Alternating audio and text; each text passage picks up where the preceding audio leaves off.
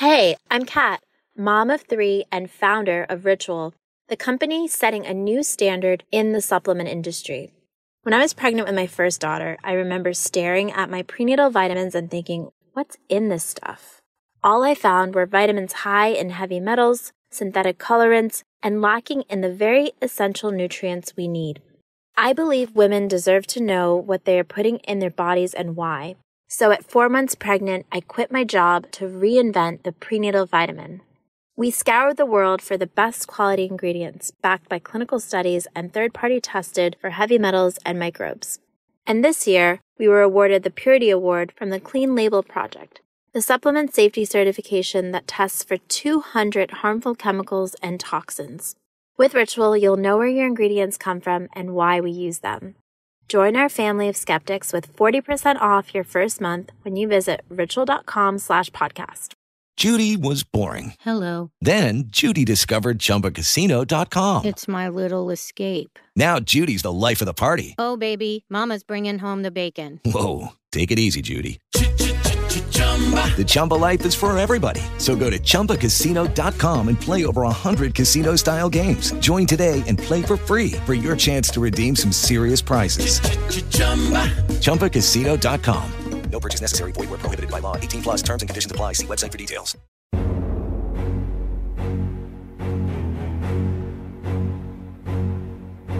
Background ambience brought to you in part by Midnight Syndicate, the perfect musical accompaniment for the Dungeons & Dragons role-playing game.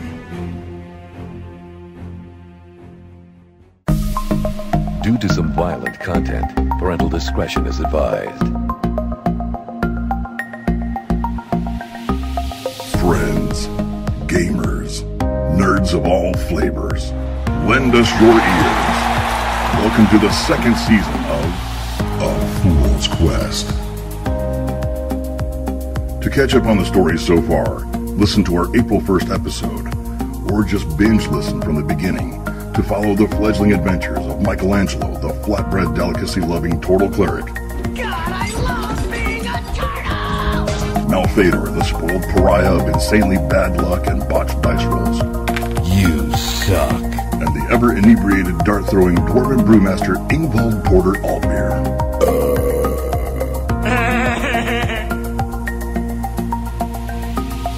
Now, let's join Hobbes the Tabaxi Ranger. Who the fuck is that guy?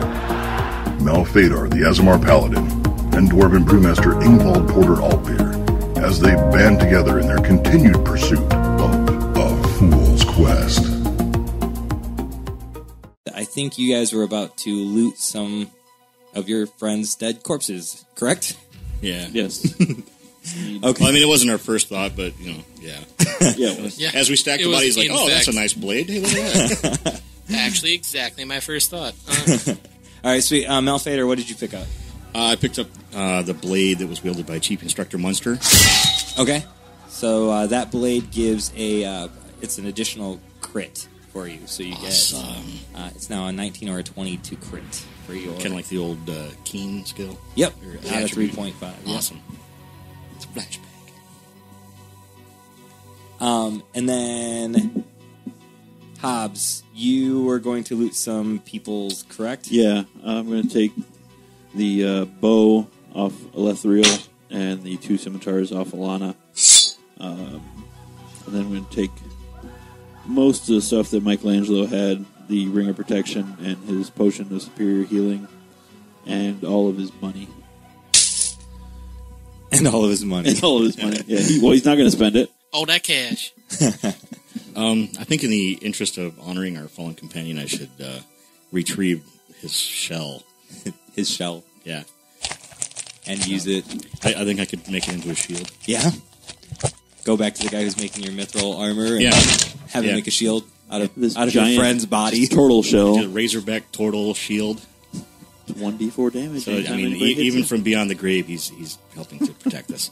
I'm still counting the kills with the shell. Yeah. So if he kills anybody with the shield. Oh, Michelangelo's kill count is over. Yeah, I know. I mean, it's not going to go up it might have gone up until one. He kills somebody with a shield.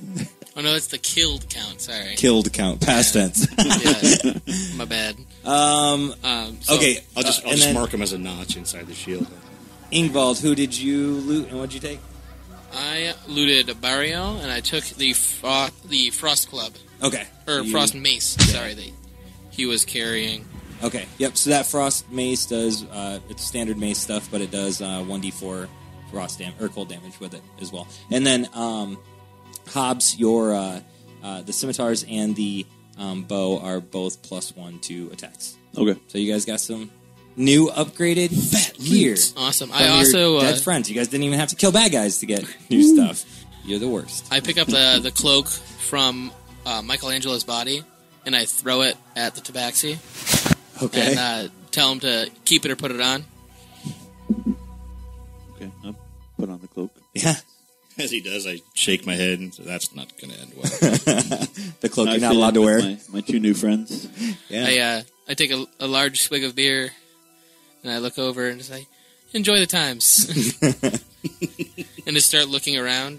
Do I see anything in the area outside of what we mentioned last time? No, there's not a whole lot of new stuff in the area. You guys are still kind of in that pass in between the mountains where it was kind of a tight squeeze. It was a really good spot for an ambush, which is exactly what happened. Oh, weird. Yeah.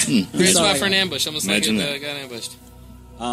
Okay, so you guys have looted your dead friends, and have we decided if we are going to continue on to Tavir or if we're going to go back to Cheddar? I'm inclined to press on and follow my orders, the last standing orders from Munster. Okay. I want to go on to Tavir because that's where people stronger than me are at.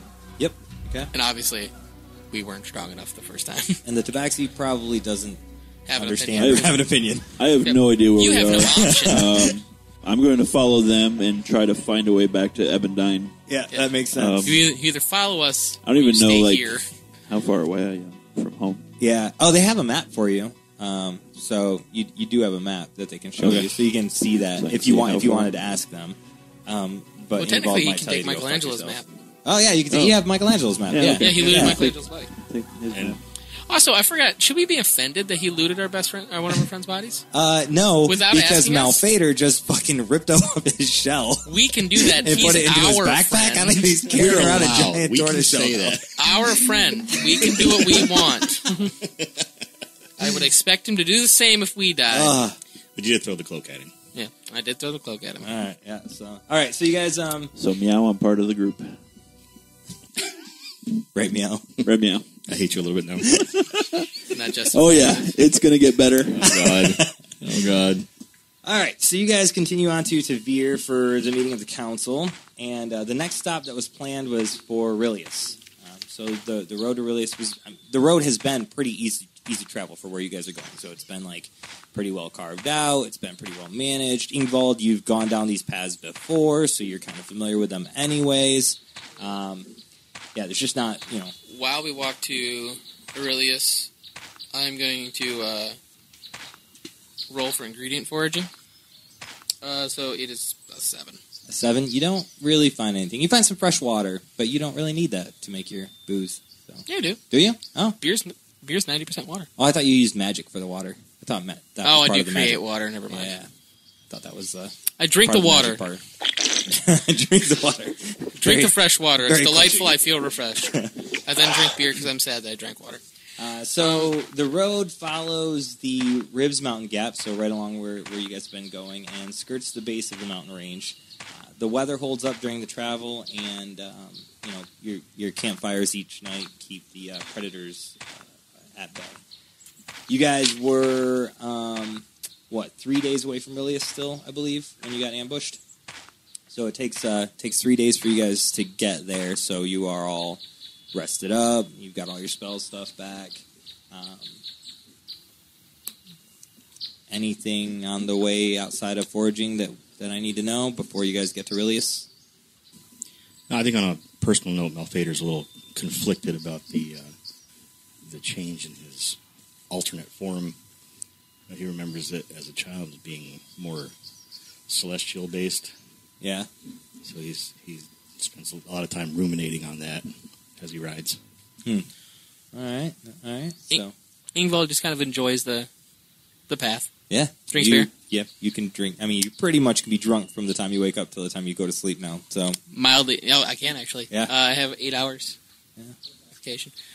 So I'm a little over drunk for about 4 hours of the day, but it's fine.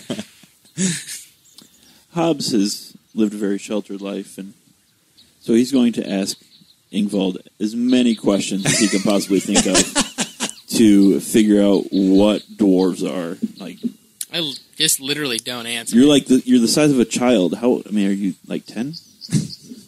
Why do you have all the hair on your face if you're a kid? Why do you have all the hair on your body? And because I'm a cat. Do dwarves sarcastically answer? Do dwarves lay eggs? Do you lay eggs? No, I'm a cat. I don't give birth. I'm male. Dwarves are weird. I don't know what they are. You can't say dwarves are weird if you don't know what we are. I'm trying to learn.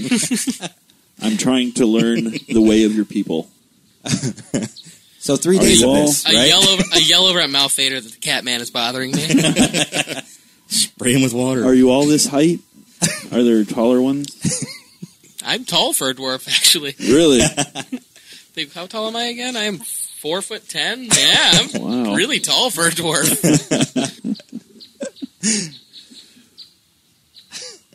All right. Well, you just wear tall shoes.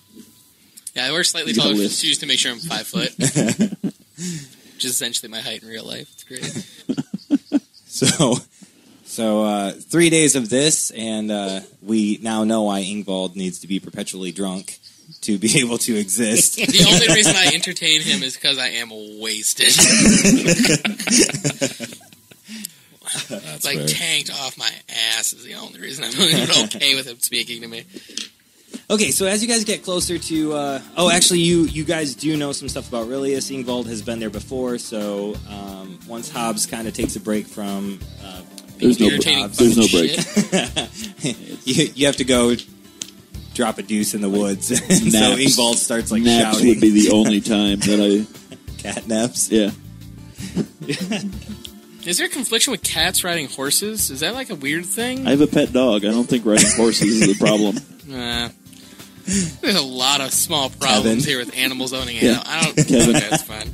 Hobbes and Kevin. Hobbes and Kevin. Kevin and Hobbes. All right, so we've got... yeah, Kevin's first, really, on the list. On everybody's list. Fair. So Rilias is a minor settlement. Last time Ingvald was here, there was a human judge named Roberto. Rilias is a smaller community, though. It doesn't even have an inn or a tavern. So when Ingvald visited, he didn't really, sell a bunch of his wares. He kind of just sold what he had to people then while he was there, like a traveling person, and then left. He didn't sell kegs. When travelers visit, they are often offered housing with one of the local families. The city sits on the northern base of the Ribs mountain range and butts up against Lake Teliosh. Because most travelers now travel by ship, Rilias is more of a destination location, and travelers rarely pass through. There are no fortifications to the settlement. It had about 120 residents that lived there as adults, so that doesn't include kids. But the city itself, or the settlement itself, would be defined as quaint, if that makes sense. Anything else you'd want to know about the city before you guys actually get there? What are the shops? What's the shopping look like and the bar life, everything? You said it was a destination, so I didn't know if there's higher level stuff here. Yeah, no, all the shops are really like out of people's houses. Oh, okay. So there's like one blacksmith. Very local. Yeah, very local. Yep, very. All the farmers just like if you want to buy certain products, you walk to that farmer's house and purchase stuff from them. A lot of them just deal off trade. It used to be a much bigger city when boats weren't as used as often as they are today. But just with as many boats as there are out there, and the docks and stuff getting as big as they are, people are traveling less through the mountains to get to the Tavir province. Now, I see on the map that it's not too far away from Gaydon, my hometown. Mm-hmm. Have I been to this area before? You have been, but again, like it was more of a you went there. There wasn't a whole lot to do. Is there a GAG-ME building in the city? Nope, no GAG-ME building.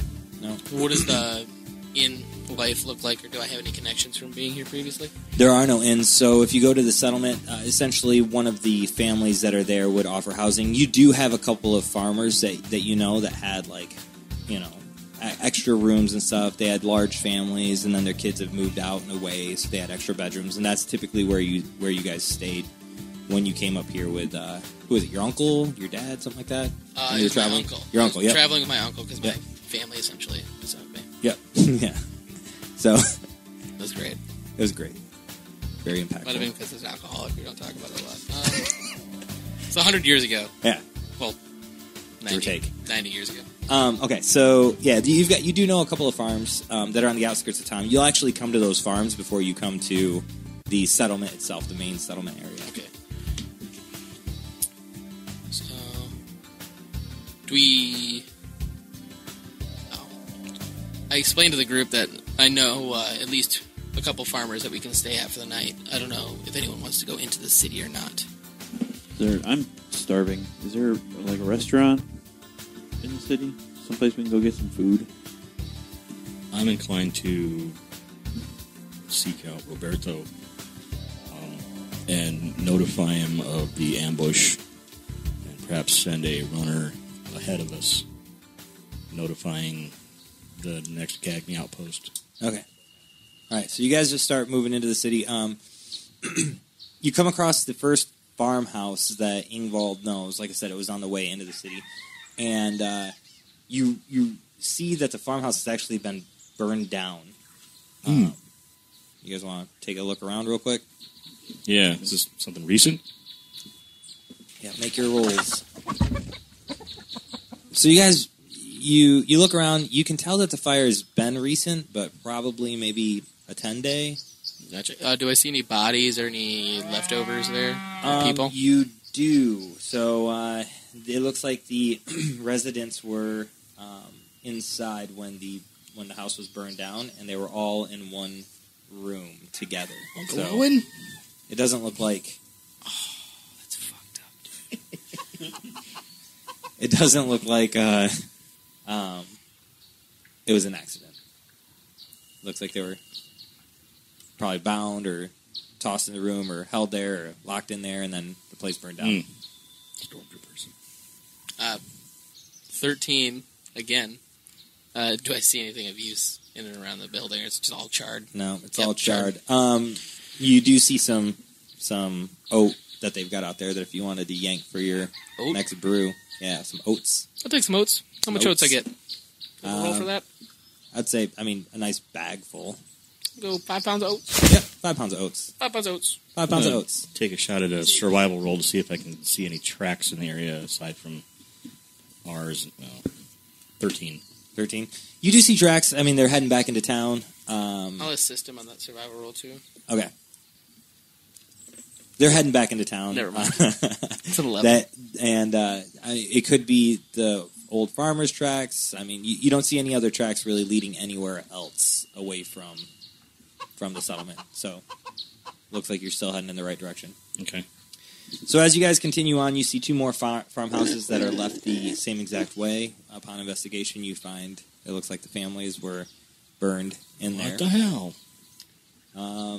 And then you guys, Ingvald tells you when you're about a half hour away from the settlement, so that you guys kind of have an idea, like 3 different farmhouses. He knew 2 of them personally have been burned down, and now you guys are about to head into the settlement. So he kind of stops you and says, hey, we're about a half hour out. Yeah, we'll definitely need to report this to Roberto. All right, so you guys continue on? Yep. All right. Yeah, walking up to the city gates at this point, I would assume. Or, settlements. Yep. So the settlement, upon reaching the settlement, you see that several houses inside. So you guys come up, you're coming downhill to the settlement. So the settlement sits kind of at the base of the mountains. You guys are coming out of the gap, which was still a higher elevation than the settlement. So you've got a good overview of the settlement as you get close to it. So you've got, I'd say another 15 minutes of walking before you're to where the settlement actually begins. but you can see pretty much everything. And you notice that there are several houses that are burned down inside the settlement, like city limits as well. Not all of them, though. And you can see men and women walking around the center of the town, but from this distance, you can't really. Did we pass any guards or anything coming in? You haven't seen another person. Okay. Yeah. Except for the people walking around. Except for the That's ahead. That's ahead. That's in the settlement. So you're like up, looking down. You're like 15, 20 minutes still away from getting to the settlements, like city limits, but you can see people walking around in there. Gotcha. And all these buildings are burned down. Like, they're not burning. There's no there's smoke. nothing burning, but they're all burned down past us. Okay. All right. Well, I continue walking towards the city. Okay. I want to investigate the rest. So who had passive insight of 14? Me. Okay. So Hobbes, you notice, when Ingvald was recounting the stories about when he was here in town, you were listening so intently, and he's fascinating. You hang on every word. He's the size of a child. I don't understand it. And so I'm not telling you more stories. So he told you, like, these guys seem like a quaint, peaceful people. There are kids running around everywhere. There are a bunch of farmers. They wear really, basic clothing. It's like very, very, small town. And as you get closer, you start to notice that those people that are walking around don't really meet that description by any means. So, pointed out the people in town there don't look like they belong. Do I recognize anyone who's currently within eyesight? You're not. I mean, you're approaching the gate. You guys are still. You're still a little bit away. I'd say a good 10 minutes away. But you're starting to see more and more. You don't recognize any of them, and in fact, a lot of them look to be wearing some type of leather armor. Okay. So you guys get to the gate. It's not really a gate. It's more like a small fence that kind of goes around the perimeter. You reach over, unlatch it, and let yourselves in. The people funnel. I use it when I get there. So you guys get there. You open the gate. You come in. No one's really seen you. Like I said, they're still towards like the center of the settlement. But as you guys get closer, all right. So Ingvald, you are walking through. You're trying to activate your wand of detect magic, and wave my wand around. Yeah, you're waving your wand around, like beating it on your hand. I'm a brewer. I don't know magic. Like, stupid thing. Turn on. And I make water. The real simple stuff. Like I don't. You look up to what are two people walking out of one house. They come out of a house. They still don't see you. They turn and they start walking away from you. But you notice on the back of one of their necks, they have the tattoo that Whispers puts on people. The upside down martini glass with no base. I tell these guys that immediately. Like, they have Whisper's symbol on their necks. Who's Whisper? No. I don't talk to him anymore. What? I got here. I tell him that. And I ready in action.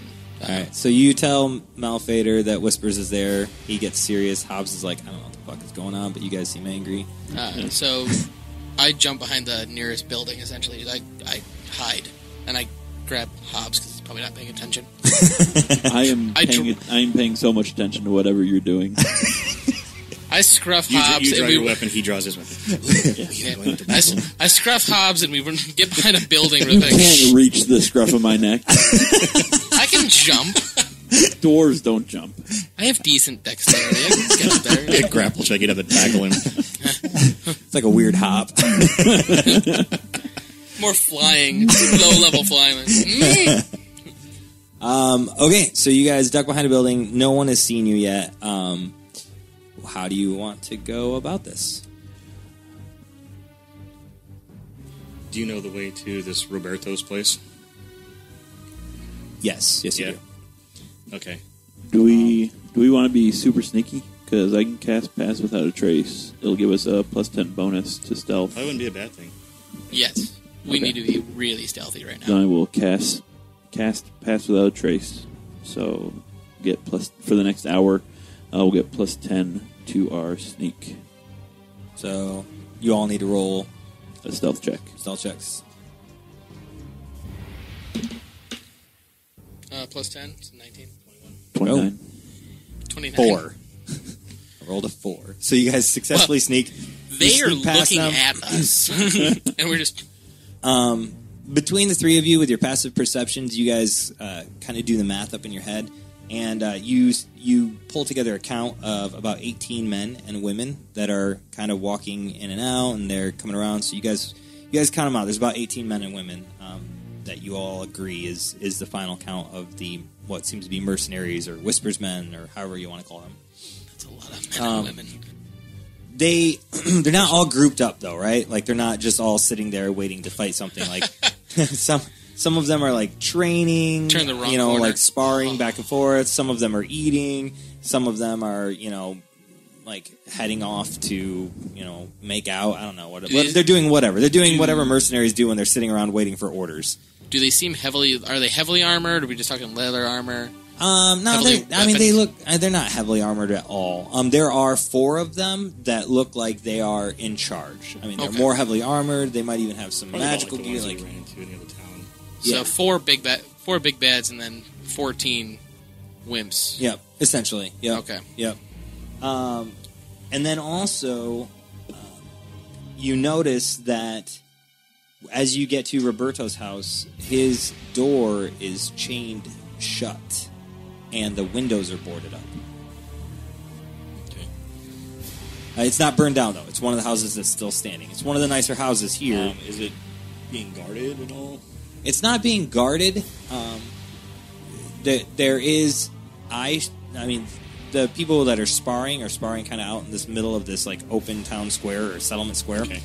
And they have full view. So if you went up to try and unchain the door...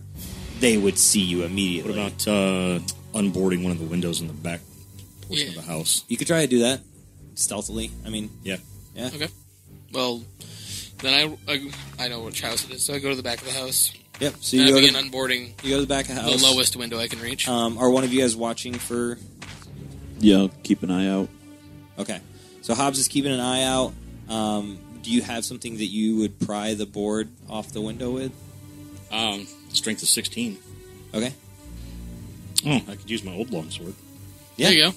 That'll work. Oh, my dagger. I guess I could just use my dagger. Cool. Okay. So you use your longsword? Yeah. Awesome. Okay, so you pry it off. And Hobbes, you see as soon as Malphaedor takes a sword and wedges it below the board and starts to pry it up, then the nail makes it. You immediately see 2 people turn their head and look right around. They stop sparring.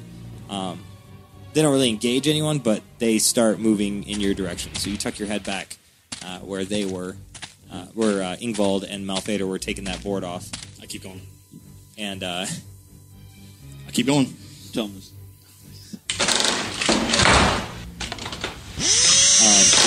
So you tell them somebody's coming. We still got past without a trace up. But tell them to stop making noise. Take a hide, ambush them when they come around. Yeah. I don't know that we should. We should hide at least. Hide, yes. Yep. Let them walk by. As soon as he tells us to shut up, then I will hide and ready my cold mace. My frost mace. That is. Ready an arrow. Okay. So there's another house. Stay within 30 feet of me, though, so you still get the pass the other trace bonus. What does it look like around us? What is is a building so structure? You guys went to the back of this house, and it's a really large house, and there is another house with its back to this one. So on the settlement, these look like, this is the judge's house, so a lot of business presides here. Right behind it looks like there's a tannery that was right there as well. So that tannery didn't need a lot of yard or space, so it's almost butt right up against. But the tannery's been burned down, so you guys could hide in the rubble. I hide behind like a burnt down wall of the tannery. Then okay, so that puts you guys out about 35 feet from the window that you were just trying to pry off. But we're still within 30 feet of Hobbes. Yeah, you guys all walk together to the rubble. Oh, okay. Yep. So you guys walk to the rubble, but you're a solid 35 feet from the window that you were trying to go to where they are now investigating. So you guys see those two guys go around the corner. Are their backs to us? Yeah, they start looking at the window and they see that one board has been pried down. And there's no one nearby outside of these two, right? They can no see one that us? you can see and no one that looks like they can see you. I'm going to ambush the one closest to me. Yeah, I'll put an arrow through the other one's neck. Yeah, so the one closest to me, I'm going to use a surprise round, essentially, on him with my mace. Okay, one of these guys looks like looks like they're in charge. One of the boss people, and one of them is just one of the little hooligans. So we'll call it a captain, and we will call it a thug. Okay. I'll go for captain. All right, so you are throwing a dart at captain? No, I'm macing him. Oh, you're macing him. Okay, so you're going to run up on him? Yep, I'm going to mace him real hard. Just before he gets there, I'll loose an arrow at the thug. Okay. And while they're doing that, I'm going to try to get around and cut off their escape, should they turn and run. Okay, perfect. So, I'm going to hit captain with an 18 right off the bat. Yep, okay. And that's going to be a 15 on that. And then we'll roll second attack, which is a 21 regular, so that'll be 9. Third attack, that is 7, so 7, 16, and said 15, so 31 total damage. Okay. And 4, 8, 10 of that was frost damage. Okay. All right. So that was a splash of cold water. So you rush up right behind the captain, and you just bring your mace right down. I hit him once in the small of the back, once in the ribs, and then finally go for the knee on the third. All three are solid hits. He is not feeling good. Yeah. Very surprised. Surprise round, buddy. Very disappointed in this board he's looking at. He's like, wow, good God. All right, it is Hobbes' turn. 24 to hit with my first arrow on the thug. That's a hit. So 9 damage on the first one. Okay. And 8 damage. Okay. All right, Malphaedor. Okay. So let's see. So he took the right there. I'll come in behind, take the left. First strike would be on the captain, since I'll have advantage. That's 11 from the first strike. Okay. He's still up. Yep. Second attack. Crit. Boom. Booyah. Suck it, Captain. Oh, fuck yeah. Oh, really? Okay. 14 on the second. Okay. Captain has as much health as me. Bonus action with the shield. Go for the shield bash. Yep. If only it was a turtle shield. I'm not ready yet. So that's a 14. You wrecked him. You got a 3. So he's knocked down. I feel so bad for whatever the other guy was. He just watched his captain get fucked. Surprise round. Wrecked. Ingvald and Malphaedor run up and just beat the shit out of this captain. And out of nowhere, Hobbes just looses an arrow that hits the thug right in the shoulder. And he's like, ah! He's like, ow! Ah! This is a bad day all of a sudden. I just thought that there was a noise. It didn't know. All right, we should roll out initiative. Roll initiative, bitches. All right, Ingvald goes first. Frankly, you guys are lucky if you get to go next. Save some for us. Yeah, I'm gonna move slightly so I can actually attack both. So I'm gonna put it right here. All right. And then I'm going to loose my first attack on dude in the ground, and I also get advantage on everything. And he's dead. 6 damage. So he's done. So yeah, you bring your brand new mace up, and you I cleave it right into his spine. Now, don't you get a second attack? I get 2 more attacks, and both are going to be used on goofy other guy. You christen your mace with a just captain splatter. Oh yeah, I go for the spine. I hear it snap. He's bathed in the blood of his enemies. And it freezes. As soon as like, the blood shoots out, but it just freezes. Yeah, I don't get splashed with blood, which is great, because last time I got splashed with lots of blood. I didn't like that a lot. No one likes blood in their beard. I mean, you didn't splash with blood on yourself. Your weapon's keeping it from... No, someone else actually splashed me. One of these two splashed me with blood. I was very upset. And then... Harpy blood, wasn't it? Harpy blood, yeah. It was harpy blood. I was very upset. I'm going to hit other guy with my 2d6 attack. Extra, that is. Yep. The mace. With advantage. 14 damage for frost. Okay. And then I attack with my last attack, which is just a straight one. 9 more damage, 3 frost. You killed him as well. Think. Fuck you guys. So you, I cleave through his shoulder, and then spin and just catch him right in the jaw. So Hobbes, you just saw some dwarven whirlwind mace wielding. Yeah. I turn around. Impressive. You are in awe. I turn around and look at him through where he's hiding with his hair. I was like, "That's what dwarves do." Well, I lightly whisper it because I can't scream. Dwarves do. Yeah, Pretty can't scream dangerous it. for someone so short. I just nodded impressed. Hobbs and winked. Just holding my mace covered in frozen blood, unhappy, drinking beer. Like, mm-hmm.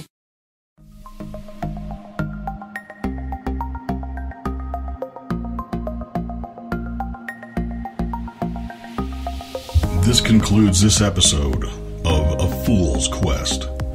Join us next time for more fun and daring adventure. Thank you for listening, and don't forget to like, subscribe, review, and comment on your favorite platform to listen to A Fool's Quest.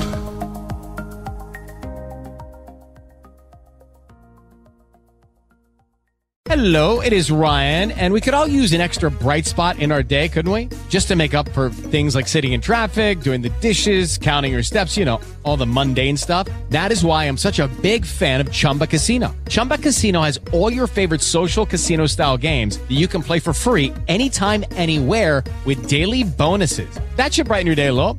Actually, a lot. So sign up now at ChumbaCasino.com. That's ChumbaCasino.com. No purchase necessary. VGW Group. Void where prohibited by law. See terms and conditions. 18+.